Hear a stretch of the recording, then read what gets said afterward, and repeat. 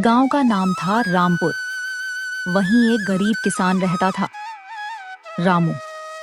उसकी जिंदगी का सबसे बड़ा सपना था कि उसका भी एक अच्छा सा घर हो, जहां उसकी बीवी और बच्चे बिना डर के, बिना बारिश टपकने के छत से चैन से सो सके।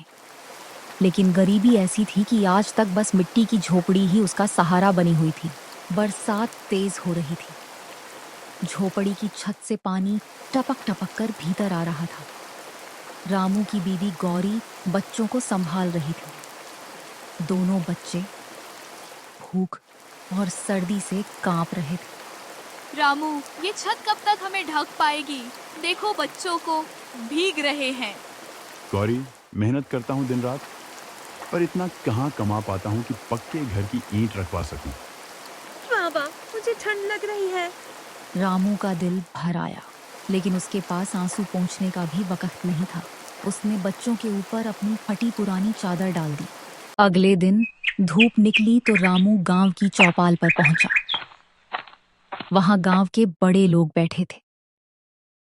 क्या कोई मदद कर सकता है? मेरा घर अब घर नहीं रहा। बच्चों को बचाना है।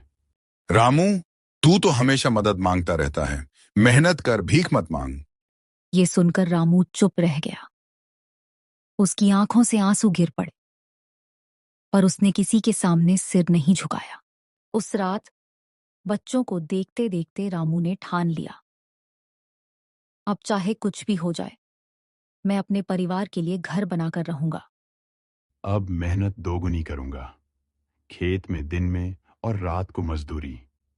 जब तक सांस है तब तक हार नहीं मानूंगा। रामू ने खेत में और मजदूरी में जान लगा दी। कभी पत्थर ढोता, कभी गांव में निर्माण कार्य करता। लोग मजाक उड़ाते, लेकिन उसके दिल में बस अपने बच्चों की हंसी गूंजती थी। महीनों की मेहनत के बाद रामू ने कुछ ईंटें खरीदी, कुछ बांस काटे और गांव के कुछ दयालु लोगों ने भी मदद की। धीरे धीरे उसका छोटा सा घर बन गया। रामू, ये सिर्फ घर नहीं, हमारे सपनों का सहारा है।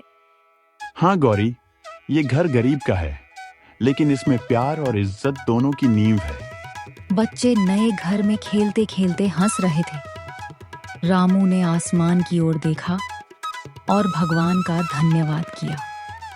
उसके चेहरे पर थकान थी, पर आंखों में जीत की चमक।